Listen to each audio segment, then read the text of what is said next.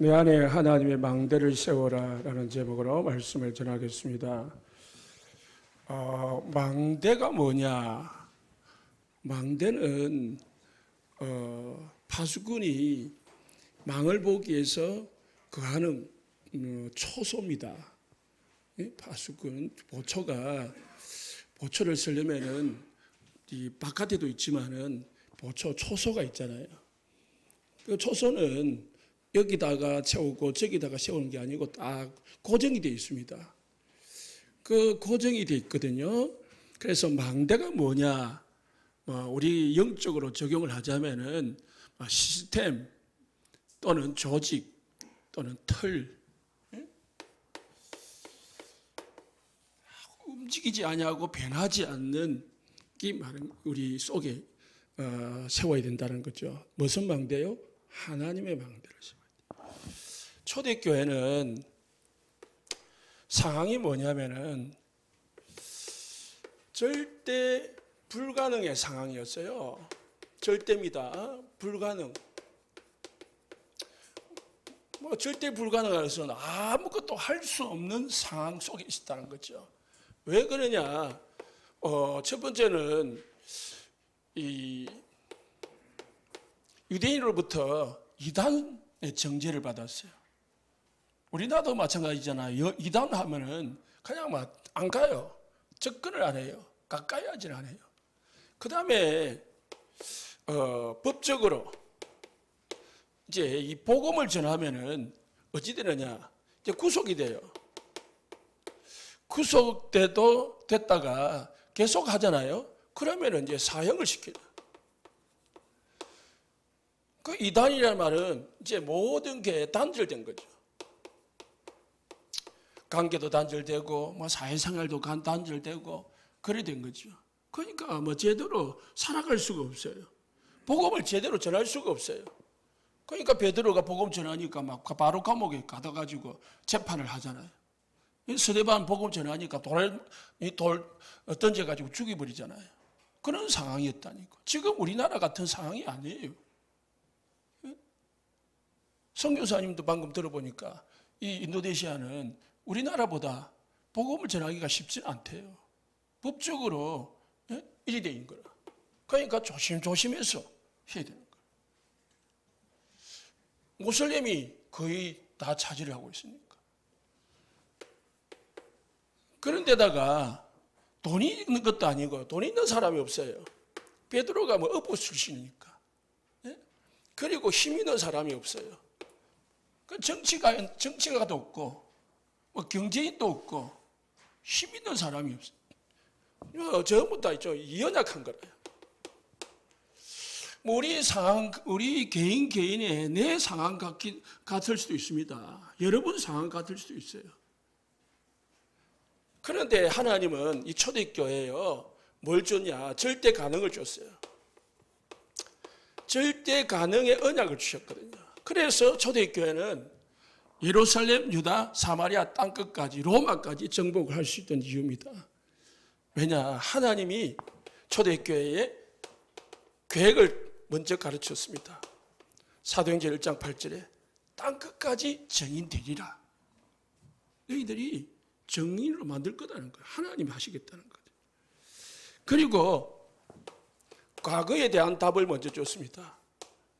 과거 이스라엘 백성, 지금 이 유대인들이, 지금 이스라엘이 왜 속국이 됐냐? 언약 떠나가지고요, 우상 숭배하다가 속국된 거 아니냐? 답이다. 우리가 왜 어려움 당합니까? 하나님 떠나가지고 우상 숭배하니까 어려움을 당하는 거예요. 나에게, 우리 집에 왜 고난이 옵니까? 하나님을 떠나서 그런 거예요. 미래에 대한 답도 주셨습니다. 70년 얼마 못 가가지고요, 이스라엘 나라는 망할 거다. 성전 돌 위에 돌 하나 남지 않고 무너뜨려질 것이다. 그리고 로마 멸망되지 않아가지고 멸망당할 거다. 하나님이 그 언약을 주었어요. 그 초대교회는요, 이 언약 속에 있기 때문에 가능한 거예요. 그래서 세계복음화는 237복음화는 우리 힘으로 하는 게 아니다. 누구 힘으로 하는 거라고요? 하나님이 힘으로 하는 거고 하나님이 하시는 것이다. 우리는 뭐만 하면 되느냐? 절대 사명을 찾으면 돼요. 절대입니다. 절대 사명이, 절대라는 것은 우리가 뭐 약속할 때 또는 뭐 명시할 때 절대 안 했다는데, 그 절대라는 것은 이제 뭐 다른 말로 정말 그리고 꼭이라는 말인데 반드시 이루어지는 거예요. 하나님이 약속하신 주신 사명을 찾는 거예요. 그게 뭐냐? 237 보고 마다라.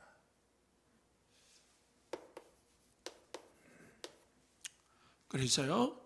그러면 초대교회는 이 절대 사명을 잡았고 뭐 했냐? 뭐 했는데 이 사명을 이룰 수가 있었느냐? 첫 번째, 갈보리산 망대를 세웠습니다. 저와 여러분도 우리 성도님도 우리 교회가 가장 먼저 해야 될 게 뭐냐? 갈보리산 망대를 내 속에 세우는 거예요. 다른 사람한테 세우는 게 아니고요. 나에게 세우는 거예요. 그래서 다른 사람이 중요한 게 아니고요. 제일 먼저는 내가 중요한 거예요. 아무리 다른 사람 건강해도요. 내 몸이 아프면은 만사가 귀찮아요. 아무리 좋은 음식 차려놔도 내가 먹고 싶지 않으면은 아무 소용이 없어요. 하나님께서 뭘 줬냐?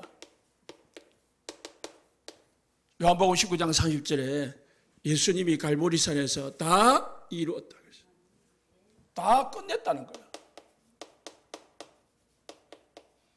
뭘 끝내냐? 하나님의 아들이 오신 것은 마귀의 일을 멸하라 하십니다.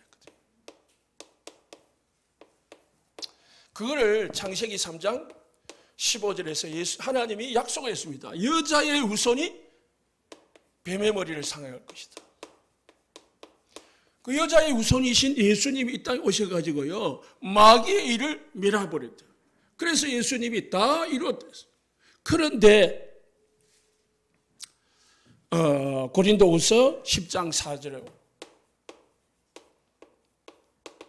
5절을 보니까 사단이 우리 인간들 속에 우리 속에 견고한 진을 딱 만들었대. 사단의 망대를 만들어 놓은 거예요.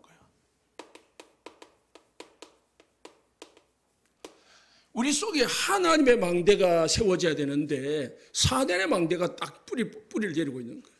그러니까 자꾸 안 되는 거예요. 그래서 뭐 해야 되느냐? 사단의 망대부터, 내 속에 있는 사단의 망대부터 무너뜨리라. 내 안에 하나님의 망대부터 세우라. 이 말이죠. 반대로는. 우리의 싸우는 무기는 육신에 속한 것이 아니다. 어떤 견고한 진도 무너뜨리는 모든 인호를 무너뜨리며 하나님의 아는 것을 대적하는 높아진 것을 다 무너뜨리고 모든 생각을 사로잡아 하나님의 복종하게 하니. 그리스도께 복종하게 한다. 어떤 견고한 진이라고 진. 예? 견고한 성 진이라고 해요.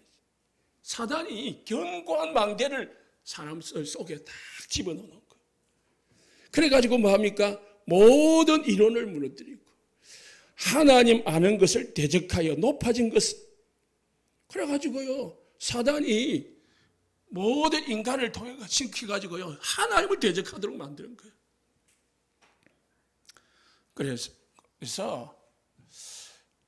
사단은 뭘 이용하느냐?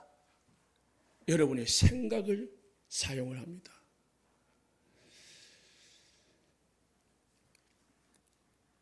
모든 생각이 뭐 한다고요? 높아져 있는 거죠. 하나님에 관하여, 하나님에 대하여 생각이 높아져 있는 거예요. 하나님에 관한 생각이 아니고 사단의 생각을 가지고 있는 거죠.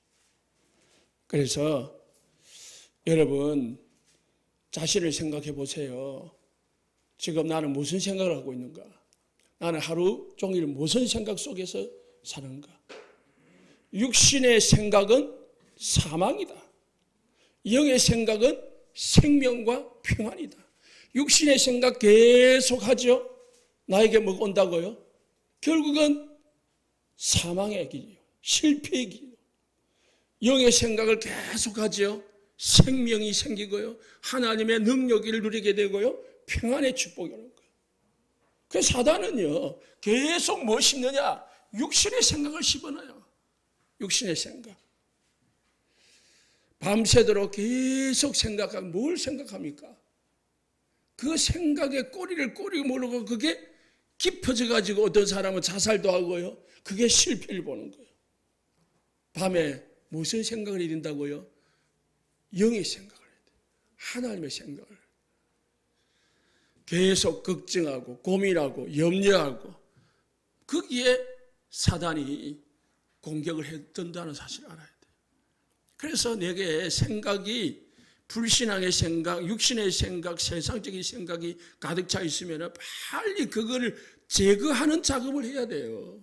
없애는 작업을 해야 돼요. 그걸 계속 놔두고 그래서 사단은요. 세 가지 집 망대를 세웠는데 집이잖아요. 망대. 진을 창세기 3장, 6장, 11장 다 망대를 모든 인간 속에 지금 꼽아놨는 거예요. 전부 나의 것, 그리고 세상 성공. 오직 이게 우리 생각을, 우리의 마음을 사로잡고 있는 거예요. 내 생각이 지금 어디에 잡혀 있느냐? 여기에 잡혀 있는 거지. 우리 생각이. 뭐를 해도, 사람을 만나도 뭘 해도 전부 다 내 것, 그리고 육신, 성공, 여기에 딱 잡혀서 사는 거예요. 나도 모르게 끌려다니는 거죠. 예수 믿는데 오늘 완전 끝내시기를 예수 축복합니다. 하나님의 망대, 갈보리산 망대로 답을 내라. 그래가지고요, 사단이 딱 망대를 세웠는데 무슨 망대냐? 사도행전 13장, 16장, 19장. 점술, 우상, 미신, 종교 이런 것들을 가지고요, 다 우리를 복음 속으로 못 들어가게, 예배 속에 못 들어가도록 만드는 거예요. 그래서 우리 성도들 예배 실패하면은요, 모든 거 실패다. 그 생각해야 돼요. 믿어야 돼요. 그냥 뭐 예배 매주 있으니까 뭐 한 번 빠지면 어떻게 하겠냐? 어떠냐? 그렇지 않다니까요. 생명 걸어야 되는 게 예배인데 사단은 못하게 만들어요. 미신, 우상, 종교, 그게 빠져버리게. 그래가지고 결국 어디냐? 요한복음 8장 44절에 성전이 아니고요, 신전을 딱 세웠어요. 자기가 그냥 완전 주인이라. 자기 집으로 딱 만들어버렸어요.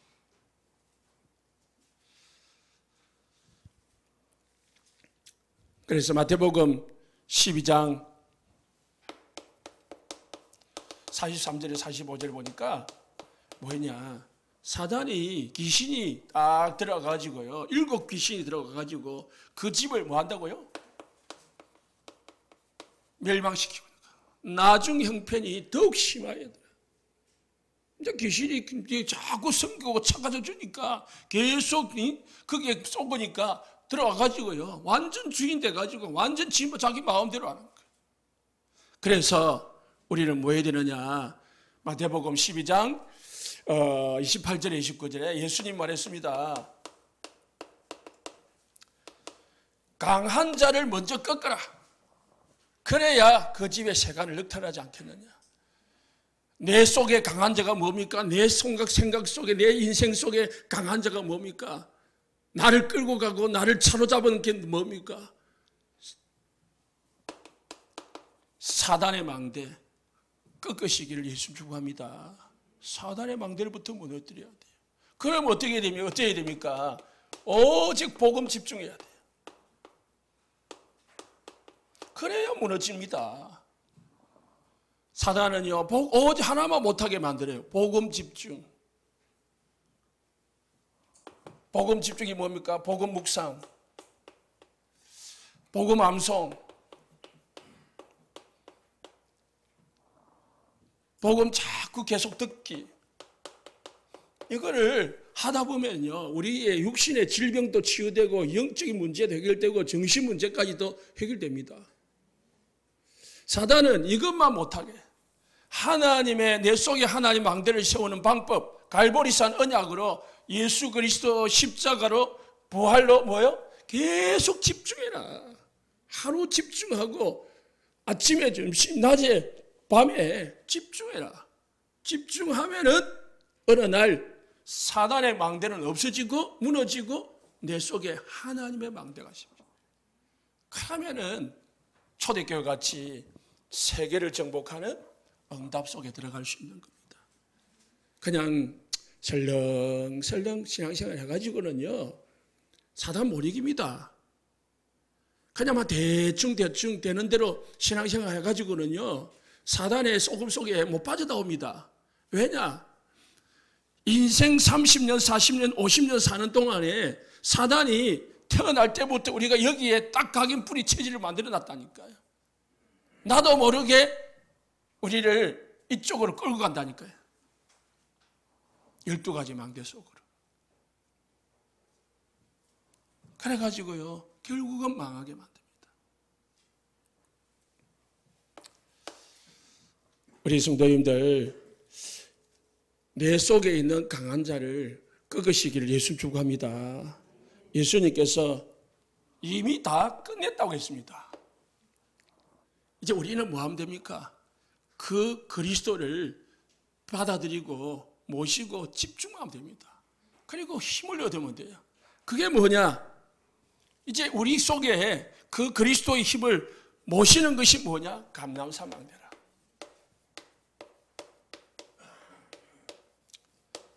오늘 읽었죠? 3장 1장 3절.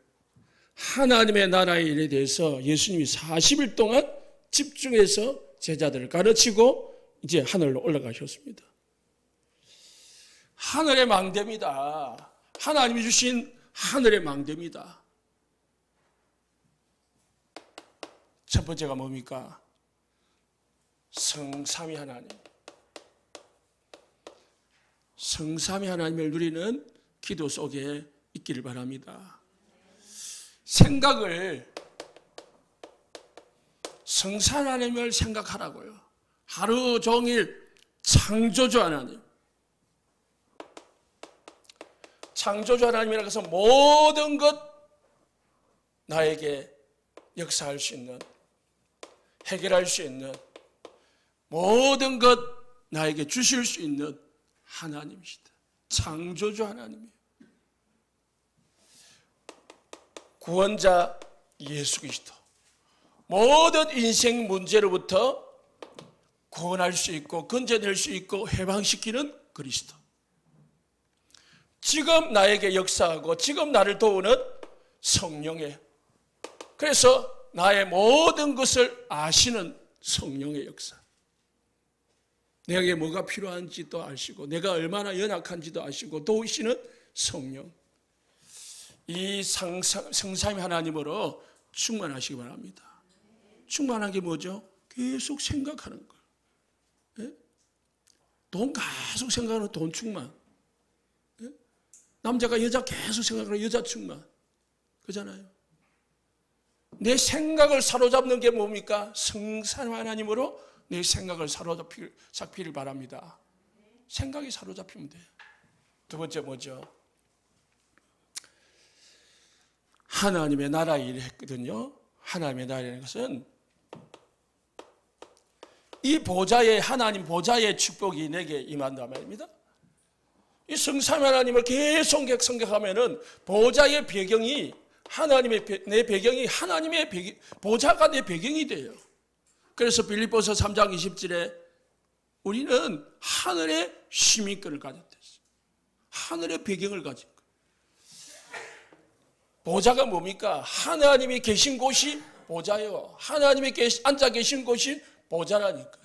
그 우편에 예수님이 계시고 그 보좌, 이 배경이 우리의 배경이다. 이 배경을 누릴 때에 나에게 뭡니까?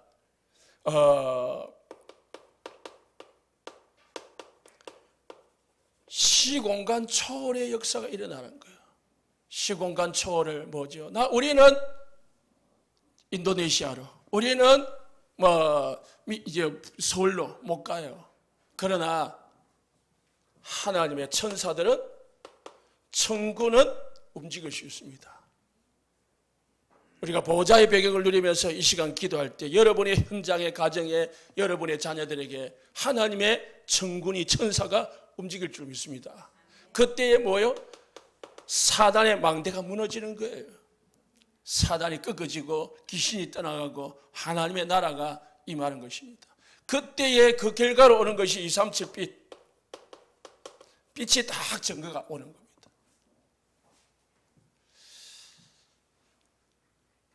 그리 되면은 우리에게 오는 것이, 오는 응답이 창세기 1장 27절 하나님의 형상이 회복되고요.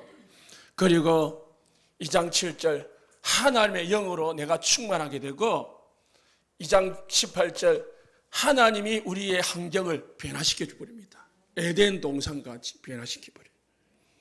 그래가지고 오는 응답이 우리에게는 전무후무한 응답으로 오게 되어 있습니다. 하나님 주신 응답이니까 전무후무하죠. 내가 만든 것은 전무후무하지 않아요. 우리가 사람이 만든 건 전무후무하지 않아요. 전에도 없고 후에도 없는 응답이 온단 말이에요. 유일무이한 응답이 와요. 그래가지고요, 우리에게 어떠느냐, 이제 3시대가 다 세워지는 겁니다. 과거, 현재, 미래 변화가 일어나. 과거 끝내, 현재 하나님의 나라 임하여, 미래 하나님 답을 찾게 되십니다. 우리 현장, 교회 하나님이 다 바꿔줍니다. 목회자, 중직자, 렘넌트 하나님이 축복하게 되십니다. 감난산 망대를 세우시기 바랍니다. 감난산 망대. 그러면은 어떻게 감난산 망대를 세우냐? 예수님이 제자들에게요, 40일 동안 감난산에서 이 약속을 하고요, 제자들은 뭐예요? 마가다락방에 모였습니다. 마가다락방 망대를 딱 세운 거죠. 이 언약을 잡고 이 응답을 누리려고요, 이 언약 잡고 이 응답을 받으려고 마가다락방에 모인 거예요. 모여가지고 뭐였습니까?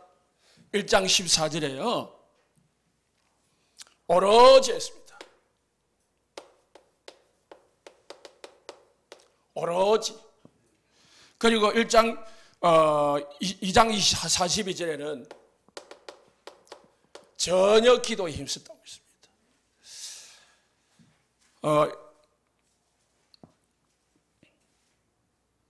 1장 8절에 오직 했습니다. 오직, 전혀, 오로지. 뭐죠? 똑같은 말입니다. 집중했다는 말입니다. 집중. 어디에 집중했다고요? 이 응답을 누리는데 집중한 거예요.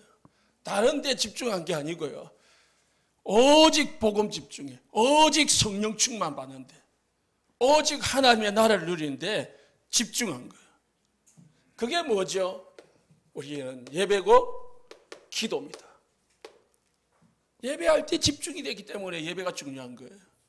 기도는 하나님을 하나님께로 집중하는 거예요. 하나님의 힘을 얻으려고 나를 내려놓는 게 기도입니다. 우리 이 시간이 진짜 모든 우리 성도님들 가지시기 바랍니다. 한 분도 빠짐없이 내가 하루에 또는 매일 하나님을 향하여 집중하는 시간을 가져라. 우리는 이 시간을 얼마나 많이 가집니까? 사단의 망대, 얼마나 집중합니까? 나의 것 얼마나 집중합니까? 세상 육신 성공에 얼마나 집중합니까? 모든 집중과 생각이 여기에 우리가 가 있는데 이걸 어디로 왜요? 바꿔라. 바꿀 때 사단의 망대가 무너지고 내 속에 하나님의 망대가 세워지는 거예요. 하나님의 망대가 세워지면 그때는 문제 끝, 행복 시작 되는 줄 믿으시기 바랍니다. 그래서 오늘 응답이 이것만 했는데요. 다른 거 안 했어요. 이 연약한 아무것도 할 수 없는 사람들이 하나님의 계획을 딱 붙잡고요. 집중했는데요. 응답이 오는 거예요. 어떤 응답이냐? 5 시간표가 딱 움직이는 거예요. 오순절 날이 이미 이러면 하나님의 성령의 역사가 임하는 시간, 전도 선교의 문이 열리는 시간, 요엘서 2장 8절의 말씀이 성취되는 시간, 제자가 3,000명의 제자들이 일어나는 시간, 현장이 변화되는 시간, 이 시간표가 딱 오는 거예요. 말씀이 나오고 딱 맞아지는 거 있죠. 5가지 문이 열려집니다.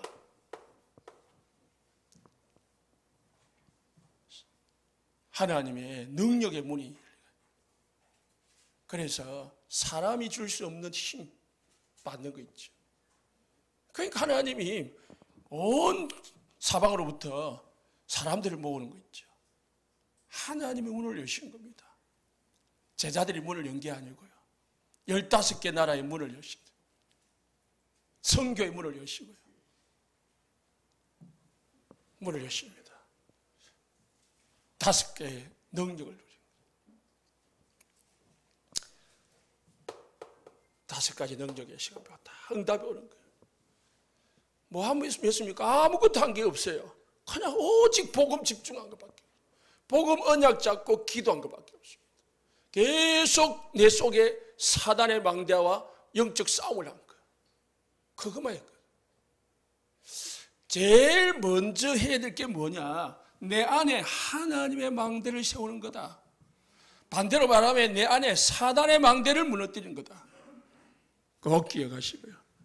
그래서 하나님은 이 사람들에게 뭐 주냐? 미래도 보여주셨어요. 사도행전 2장 17절 18절에요.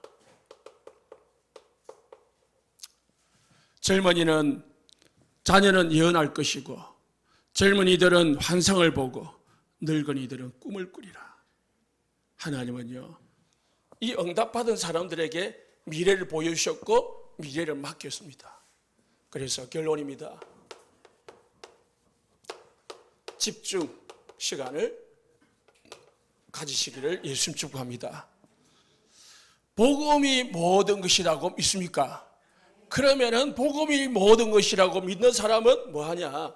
집중하게 되어 있습니다. 그잖아요. 우리가 돈이 모든 걸 하면 돈에 집중해요. 저 의사가 나의 모든 병을 고쳐준다면 저 의사한테 매달려요.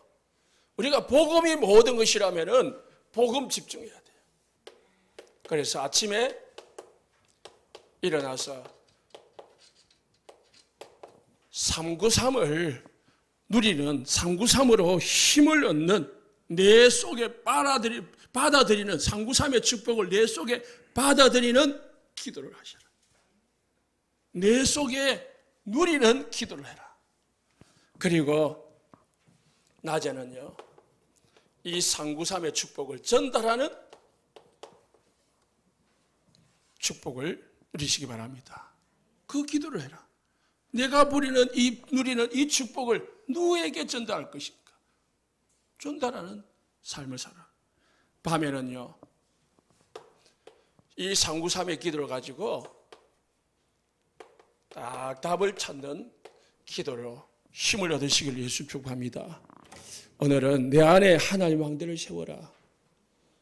우리 모든 성도님들 사단의 망대를 무너뜨리고 하나님의 망대를 세워서 행복으로 축복으로 세계복음화의 바늘에 들어가시기를 예수 축복합니다. 우리 정수빈 선교사님 나오셔서 이제 선교 포럼을 해주실 건데, 우리 정수빈 선교사님은 전입니다. 정이 아니고요. 제 발음이 좀 전수빈 선교사님이신데 인도네시아에 지금 한 7년 정도 사역을 하고 계신답니다. 전에 이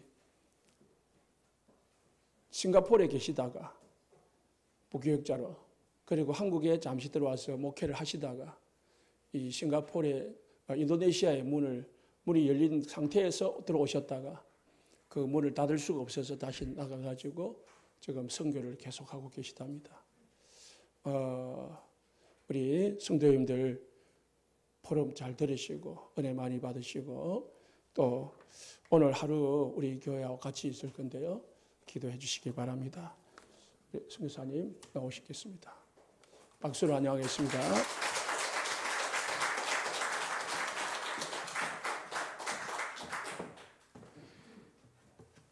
샬롬.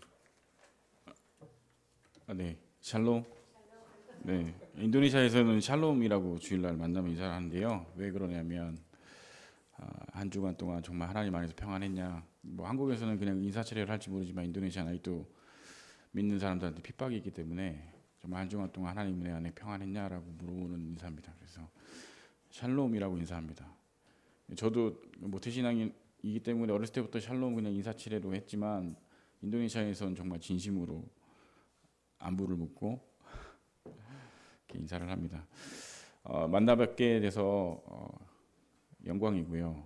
또 이렇게 귀한 교회에 불러주셔서 감사드립니다. 제가 김해는 살면서 처음 와봤고요. 차로도 지나가 본 적이 없고요.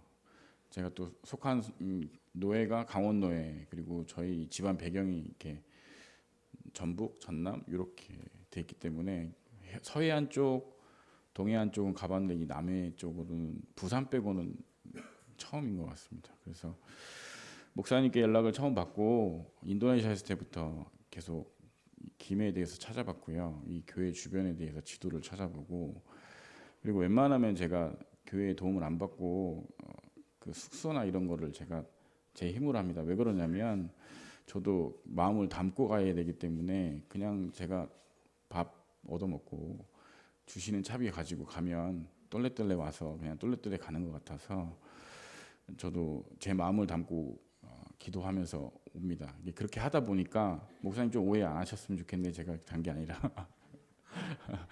저도 기도하고 오고 중심을 담고 이 자리에 왔다가 가기 위해서 그렇게 하는 거고요.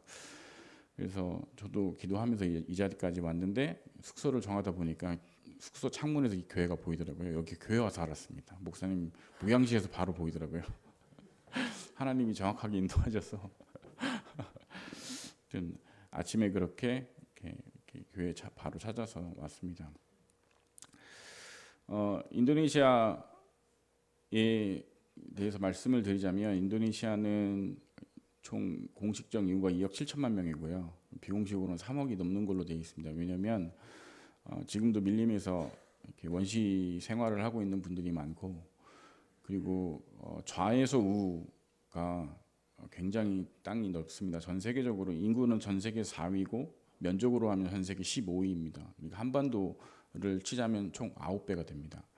한국에서 자카르타까지 비행기 타고 7시간인데 인도네시아에서 좌에서 우로 움직이면 총 7시간이 걸립니다. 그러니까 한국에서 자카르타까지 7시간, 인도네시아에서 서쪽에서 동쪽 끝까지 국내선을 타는데 7시간 비행기 타고요. 그래서 면적이 굉장히 넓고 총 18,000여 개의 섬으로 이루어진 나라예요. 그리고 지역마다 300여 종족이 군집해서 모여서 연합해서 한 나라를 이룬 나라이기 때문에 언어도 다르고 문화와 습성이 다릅니다.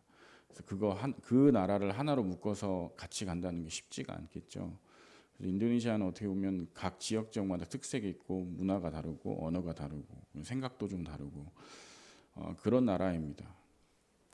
그래서 그 인도네시아는 역사적인 배경으로 보자면 네덜란드에 300년 이상 식민지 생활을 했고요. 그 이후로 영국 동인도 회사가 들어와서 자리를 잡았고, 그 이후에 일본, 그 이후에 중국의 영향을 받아서 공산주의 사상도 좀 있고요. 그 이후에 쿠데타로 인해서 20년 동안 저희 나라랑 좀 역사적으로 좀 비슷한 부분들이 있죠.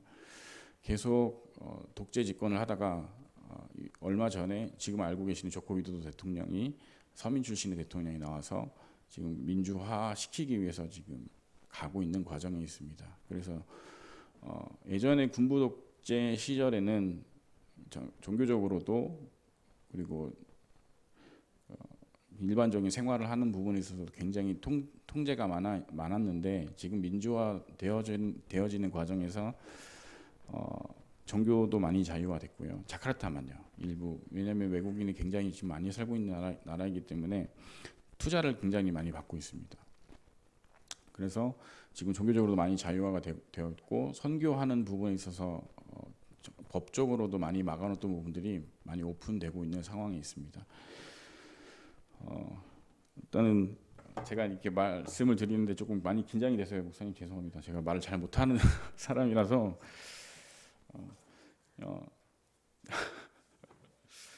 죄송합니다. 일단 제가 왜 인도네시아 가게 됐는지 일단 말씀을 좀 드려야 될 것 같습니다. 인도네시아에 왜 가게 됐냐면 저는 모태신앙 가정에서 컸고 그리고 종교 생활하고 율법주의 가정에서 컸기 때문에 어렸을 때부터 굉장히 좀 상처가 많이 있었어요.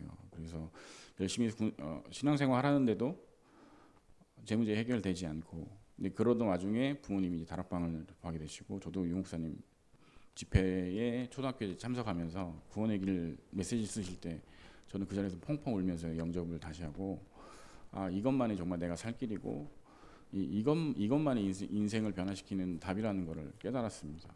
그래서 어렸을 때부터 계속 훈련을 받고 지금은 없어졌지만 중고 합숙, 중고 팀 합숙 이렇게 차근차근 밟아오면서 2000년도에 청신연구원 생기면서 신학을 시작하고 2000년도에 첫 사역지 성남에서 청소년 사역을 시작하면서 나 같은 친구들이 있다면 좀 살려야 되겠다는 생각을 해서 15년 동안 청소년 사역을 했습니다. 그래서 문제 아들 케어하고 그 친구들을 다시 새롭게 인생을 터닝 포인트를 만들어주는 사역을 하다가 제가 전도사 사역을 쭉 하다 보니까 한계가 있더라고요. 정말 세계복음 빨리 해야 되는데 그 어린 마음에요. 중직자 시대 메시지가 선포되면서 정말 제대로 된 중직자의 응답을 좀 누려봐야 되지 않겠냐는 생각에 제가 학교를 다니면서 제가 학부를 10년을 다녔어요. 왜 그랬냐면 유 목사님 메시지 털 때마다 이거를 내가 현장에 체험해보지 않으면 어떻게 내가 이 사역을 평생 할 수 있겠냐. 그래서 메시지 선포될 때마다 휴학하고 현장에서 현장 뛰라고 가면 현장 뛰고 이렇게 해보라고 이렇게 해보고 하다 보니까 한 학부를 제가 10년을 다닌 것 같아요. 중직자 시대 메시지 선포됐을 때는 제가 막릴판에 갔어요. 노가다라고 하죠.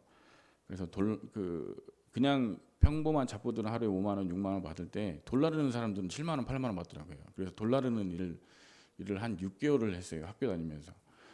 하다 보니까 재밌더라고요. 그래서 일을 배워서 조경일을 배워가지고 담임 목사님께 말씀드렸죠. 목사님 저 평일에는 제가 좀 일 좀 하겠습니다. 사례비 안 주셔도 되니까 주일만 와서 좀 사역을 하겠습니다. 목사님 좀 어이가 없으셨을 거예요. 제가 왜 그럴까? 근데 저는 그때 당시는 좀 뜨거웠어요. 그래서 6개월을 그 만기를 배워가지고 6개월 후에 이제 사업을 합니다. 저기 경기도 분당에서 그때 이제 조경 사업을 시작을 하고 내가 진짜 벌어서 이제는 제대로 된 중직자 응답을 좀 누려야 되겠다. 제대로 헌신하고 세계복음화에 쓰임받는 중직자의 모델적인 모습을 좀 보여줘야 되겠다. 겁 없이요. 그래서 분당에서 그렇게 열심히 일하고 하다 보는데 그 경기도 용인 지역에 동백지구가 생기면서 전원주택 단지가 생겼는데 제가 그때 기도하면서 준비했던 게 홍대에 있는 대학생 한 명을 구하고 그 친구한테 건바이건으로 네가 포트폴리오를 만들면 내가 영업을 하겠다. 그리고 제가 좀 젊은 친구를 현장 소장 중에서 그 여기 있는 사모님들한테 영업을 한 거죠. 그때 27, 26였으니까 얼마나 말을 잘하겠어요. 근데 그 사모님들이 너무 인기가 좋았던 게 젊은 친구들이 조경을 한다니까. 뭐 홍대 디자인 전공이라니까 막 사람들이 저희한테 그 많은 건수를 주셨어요. 그래서 돈을 좀 많이 벌었습니다. 한 1년, 2년 사이에. 근데 그렇게 하고 있다가 제 집사람이 너무 안타까웠나 봐요. 계속 사역만 하던 사람이 저렇게 막 삽질하고 혹 묻혀오고 돈 벌러 다니고 목사님도 밤마다 전화해서 먹고 살만하냐? 네, 먹고 살만합니다. 이 목사님도 안타까우셨고, 근데 그러다가 이제 저도 부산에 은혜를 회복해야 되겠다는 생각에 부산에 팀합숙을 갔다가 집에 돌아왔는데 캐리어 비행기 티켓이 끊어져 있더라고요. 그러니까 저와 상의 없이 싱가포르에서 청소년 사역자가 필요하다고 하니 저희 가족들과 목사님들과 이렇게 모의를 하셔서 다음날 비행기를 끊어놓으셨더라고요. 그래서 제가 그 다음날 싱가포르로 청소년 사역자로 중고등부 담당 전도사로 가게 됩니다. 그냥 비행기 티켓, 저는 싱가포르에 대해서 알지도 못하고, 네, 그랬는데 그 다음 달에 출산인데도 불구하고 저를 싱가포르로 보내더라고요. 가서 사역하라고.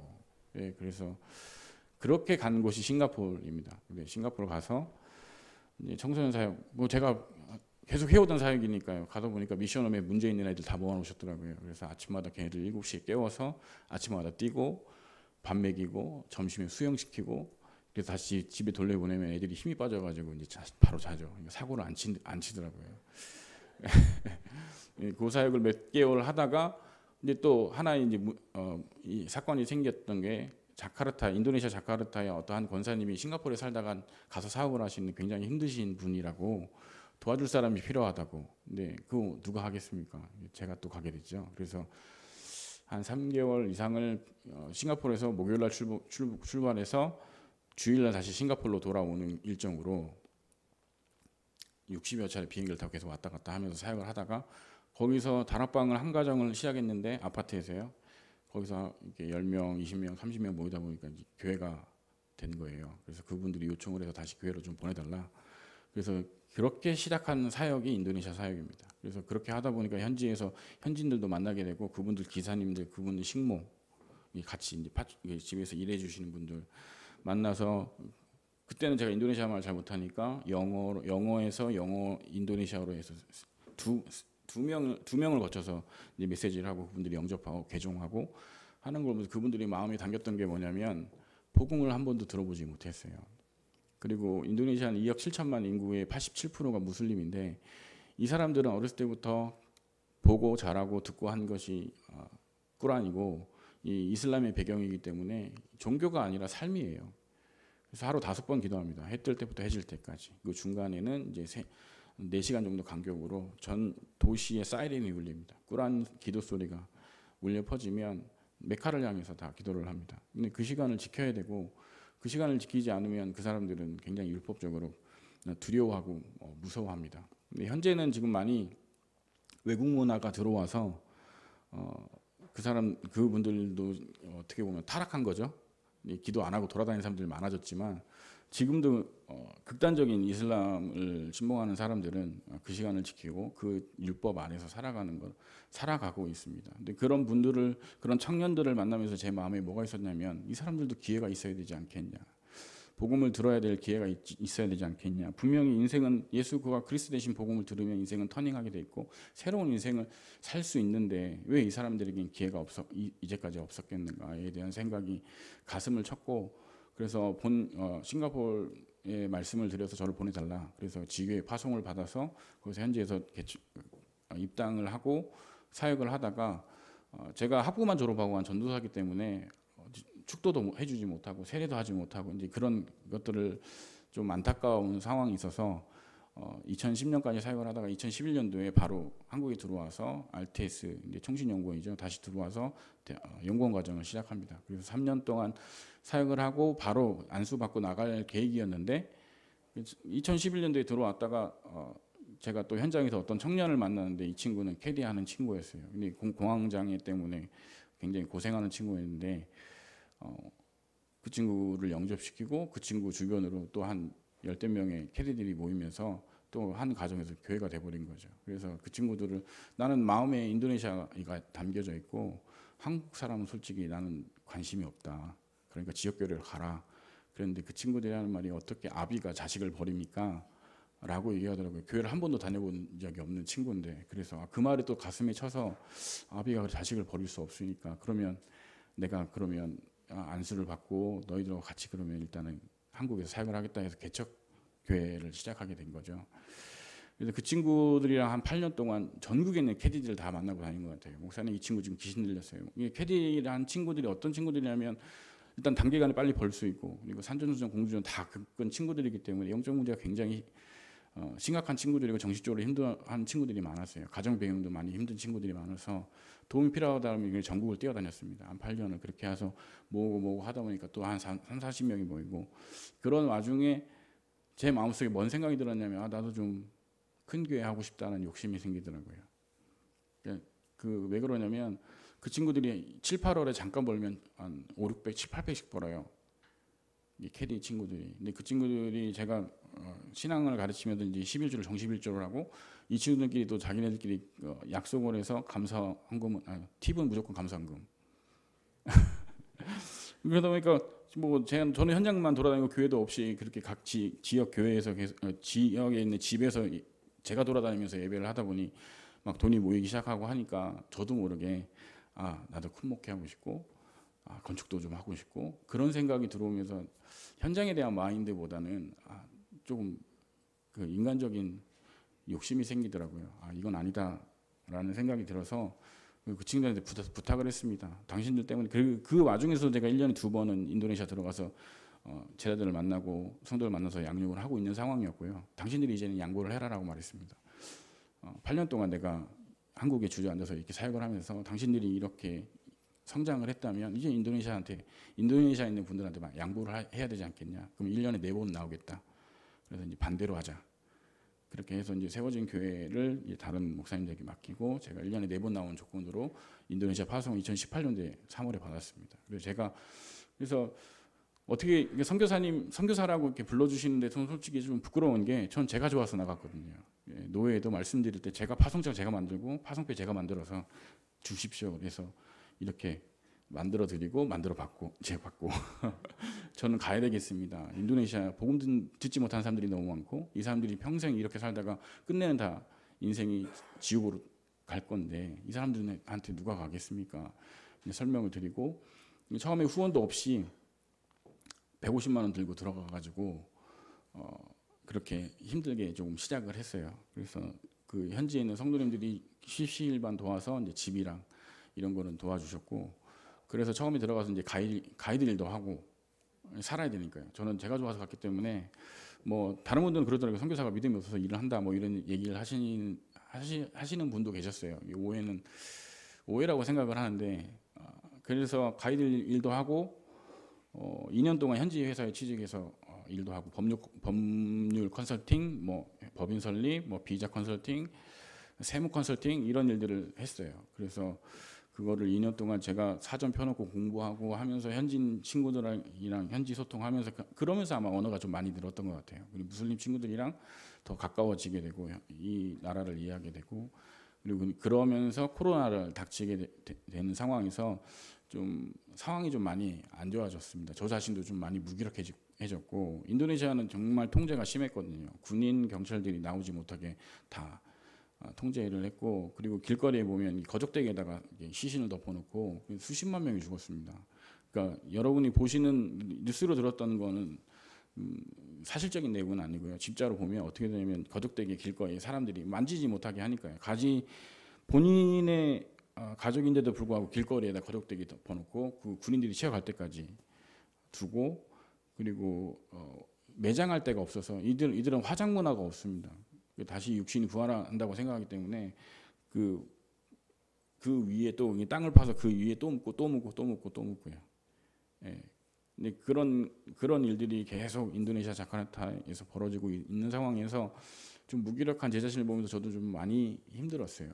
하나님, 어떻게 이런 일이 벌어질 수 있을까요? 사람이 자기 집 밖을 나갈 수가 없는 상황이고, 선교사라고 들어왔는데 아무것도 하지 못하는 상황이 너무 힘든 상황에서 2년을 그냥 버텼어요. 한국에 나오라고 했는데 뭐라도 해야 되지 않겠다는 생각에, 또 제가 좀 인보주의가 좀 강하기 때문에 선교사로 왔는데 내가 이 땅에서 그래도 같이 통감하고 기도해야 되지 않겠냐. 2년 동안 안 나왔습니다. 힘든 순간들 계속 이 나라랑 같이 하겠다, 이 사람들이랑. 그래서 버티다가 이제 작년에 잠깐 이제 한국에 나온다는 게, 제가 코로나 확진되고 또 확진되고 하면서 못 들어갔어요. 그래서 인도네시아에 그래서 한국에 나와가지고 이제 회복하고 준비하는 시간을 갖고 작년 9월에 다시 들어갔습니다. 들어가서 일하던 거 다 이제 정리하고요.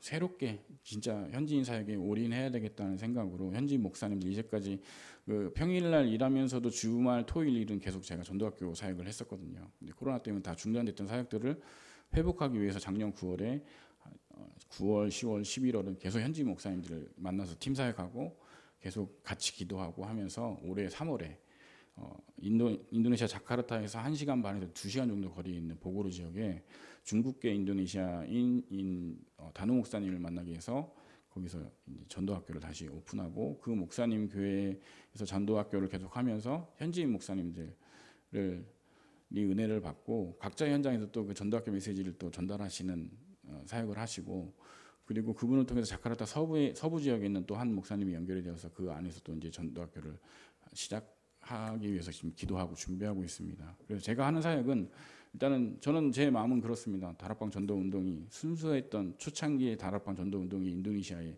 시작되기 위해서 지금 기도하고 있습니다. 왜냐하면 인도네시아는 어느 나라보다 종교성이 강한 나라예요. 누구나 태어날 때마다 종교를 가져야 되고 하나님이 일단은 신이 있다는 것을 알고 있는 나라가 인도네시아입니다. 그래서 그들에게는 필요한 사실은 딱 한 가지, 예수가 그리스도에 대한 복음, 그리고 참 구원이 무엇인지에 대한 구원의 길에 대한 비밀, 이 사실만 전달되면 바뀔 수 있고 살아날 수 있는 나라가 인도네시아입니다. 그래서 인도네시아의 목사님들을 모아놓고 구원의 길을 그리면 막 우세요. 왜냐하면 그분들은 무슬림의 영향권 안에서 태어나고 그 안에서 신앙을 하셨기 때문에 무슬림들은 꾸란을 전체적으로 외우는 게, 암송하는 게 신앙의 척도라고 생각하거든요. 기준이라고 생각하거든요. 그래서 그분들은 신학을 하면서도 성경을 단단히 외우세요. 그래서 제가 성경 구절을 막 얘기하면 그분들은 바로바로 입으로 나올 정도로 성경을 정말 열심히 읽고 외우세요. 근데 그분들이 구원의 길을 길으면 굉장히 감동을 받고 은혜를 받는 이유가 뭐냐면 그렇게 외우고 읽었던 성경 가지고 전도를 어떻게 하는지를 모르세요. 어떻게 그 말씀 안에서 예수가 그리스도라는 사실에 대한 그 비밀을 찾아내질 못하시는 거예요. 그런데 그 안에서 우리가 전하는 복음 안에서, 말씀 안에서, 성경 구절 안에서 예수가 그리스도에 대한 사실이 전달되어지고 복음이 발견되어질 때 그분을 정말 감동하시고 은혜를 받으시거든요. 그래서 제발 좀 저를 좀 가르쳐 달라고 찾아오시는 목사님들이 많이 계십니다. 그래서 우리는 정말 너무 감사한 거죠. 이렇게 마음껏 예배드리고 이 구원의 비밀, 이 그리스도의 복음에 대해서 들을 수 있다는 게 너무 감사한 일이죠. 근데 그분들한테는 진짜 저희 아니면 전달해줄 사람들이 없습니다. 그래서 그 사역을 앞으로 파라 사역을 각 지역마다 전도학교 시스템을 세우고요. 그 안에서 만나지는 제자들을 불러다가 따로 제자 훈련을 시켜서 신학교를 세울 계획이고요. 그 신학교에서 나온 제자들이 각 지역의 교회 개척을 할 수 있도록 서포트하기 위해서 이 세 가지 스텝으로 저는 기도하고 준비하고 있습니다. 그리고 마지막으로 제 개인적인 스케줄은 인도네시아는 외국인에게 장기 체류 비자를 주지 않습니다. 그리고 영주권이라는 개념이 없고요.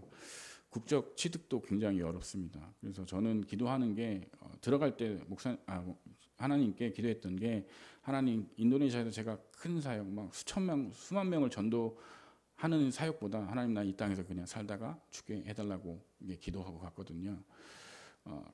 그래서 살면서 단 한 명이라도 정말 전도할 수 있고 그 한 생명에게 정확한 복음이 전달될 수 있다면 하나님, 저는 그걸로 만족하고 감사하겠습니다는 마음으로 갔습니다. 그래서 제 최종적인 목표는 인도네시아 국적을 취득하는 거예요. 그래서 그 단계에 필요한 건지 법인 설립이었고, 그래서 그 회사에서 법인 설립하는 법을 배웠고 인도네시아 공무원들하고 이제 관계를 맺으면서 지금 그 부분들을 세팅하고 있습니다. 그래서 법인 설립자 대표자로 5년을 머물면 그 5년짜리 장기 비자를 할 수 있는 자격이 주어져요. 끼따비라고 하는데, 이제 그 마지막 단계가 이제 올해입니다.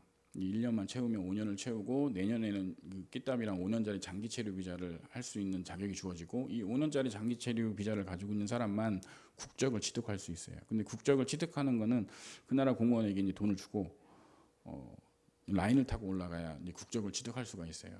그래서 일단은 그런 모든 부분들을 가슴에 두고 기도하면서 준비하고 있습니다. 그래서 그렇게 해서 최종적으로 하려고 하는 것이 뭐냐면, 인도네시아는 종교의 자유국가입니다. 5개 종교가 있는데요. 이슬람, 기독교, 천주교, 불교, 도교. 이 5개 종교는 무조건 가지고 있어야 되고, 누구나 18세가 되면 18살이 되면 종교를 하나 선택을 해서 나라에 신고를 해야 되고 아이디 카드에 평생 동안 그 종교가 적혀 있게 돼 있어요. 그리고 그 한 사람이 평생 살면서 개종할 수 있는 게 한 번입니다. 그게 지나가면 그 아이디 카드 있는 대로 평생을 살아야 되고요. 모든 공문서, 은행 계좌 개설하는데 자기 종교를 적게 돼 있어요. 그래서 종교가 굉장히 중요하고 인도네시아는 종교국이 있고 종교 장관이 있습니다. 그래서 종교법이 따로 존재하고요. 그래서 그들에게 전도하고 선교하기 위해서 외국인이 내국인한테 전도하는 건 불법입니다. 그리고 걸리는 순간 추방당하고 어마어마한 벌금을 물게 됩니다. 제가 하는 사역도 그래서 굉장히 조심스럽고 누구에게 복음을 전한다는 건 쉽지 않고 특히 어린아이들한테 접근할 수가 없어요. 왜냐하면 어린아이들은 아직 평생 가지고 갈 종교를 선택하지 않은 상태이기 때문에 18살 때까지 그 아이들에게 복음을 전하는 건 굉장히 좀 위험한 일이긴 합니다. 근데 그 아이들을 접촉할 수 있는 접점을 찾기 위해서 현지인 목사님들, 현지인 제자들을 찾고 있는 겁니다. 그들이 아이들에게 전하는 건 문제가 되지 않는데 외국인이 그 어린 아이들한테 복음을 전한다는 건 굉장히 큰 위험을 감수해야 됩니다. 왜냐하면 그 아이들은 아직 종교를 선택하지 않았기 때문에. 그래서 그 아이들의 기회가 있을 때 복음을 전하는 게 가장 중요하겠죠. 그래서 그 일들을 하기 위해서 제가 국적을 취득하고 그 인도네시아에 복음을 전할 수 있는 교단 설립을 위해서 기도하고 있습니다. 그래서 나라에서 터치하지 못하고 혹시라도 그 인도네시아에 설립되어 있는 타 교단들이 저희에게 전도하는 것을 방해하지 못하게. 그러니까 신고 정신이 굉장히 투철하거든요, 이들이. 보상도 있고 하니까. 그래서 그 저희 제자들과 같이 기도하는 건 정식으로 인도네시아에 등록된 교단, 법인, 종교법인 그 안에서 정식으로 훈련된 제자들이 나와서 각 지역마다 교회를 세우는 것. 근데 교회를 세우는 것도 쉽지는 않습니다. 이 종교법에 따르면 각 지역에 교회를 세울 때 그 지역 주변에 살고 있는 90명의 무슬림들이 도장을 찍어줘야 돼요. 이 지역에 교회가 들어오는 걸 허락합니다라는 도장이에요. 그러니까 어떻게 보면 정치적으로 보면 교회 세우지 마라죠. 그 무슬림들이 세우는 모스크는 아무 지역이나 세워도 상관이 없는데 교회나 타 종교 시설이 들어올 때는 그 지역에 있는 무슬림들이 연합을 해서 도장을 찍어줘야 합니다. 근데 그 서류가 들어가지 않으면 교회를 세울 수가 없어요. 원칙적으로. 그래서 그런 일들을 또 우리가 하려면 법적으로 인도네시아 법 안에서 할 수 있는 틀이 필요합니다. 그래서 그런 일들을 할 수 있도록 저는 국적을 취득하려고 지금 기도하고 준비하고 있고요. 이제 제가 계획했던 시간들이 이제 1년, 2년 앞으로 다가오고 있습니다. 그래서 같이 좀 기도해 주시면 그 일들이 순탄하게 진행될 줄 믿습니다. 그리고 말씀을 맺자면 저는 인도네시아에 돈 벌러 간 것도 아니고 유명해지려고 간 것이 아닙니다.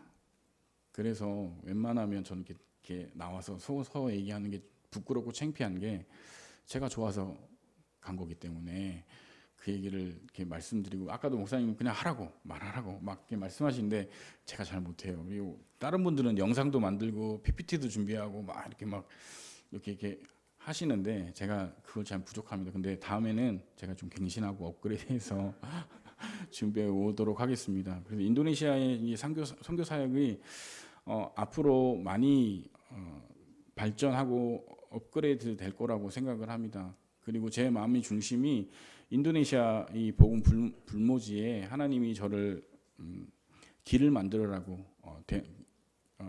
장애물을 치우고 거기다 대로를 내기 위한 하나님이 초석을 깔기 위해 발판을 깔기 위해 저를 보내셨다고 생각합니다. 그래서 기도하는 부분은 저 이후에 오는 선교사는 저 이후에 오는 복음 들고 오는 전도자는 저와 같이 시간을 허비하지 않고 바로 돌아와서 바로 사역하고 바로 돌아와서 제자들을 양육할 수 있는 그런 시스템을 까는 일에 하나님 저를 사용하실 거라고 생각하고 또 그 일에 쓰임받기 위해서 기도하고 인도받고 있습니다. 그래서 같이 기도해 주셨으면 감사하겠습니다. 감사합니다.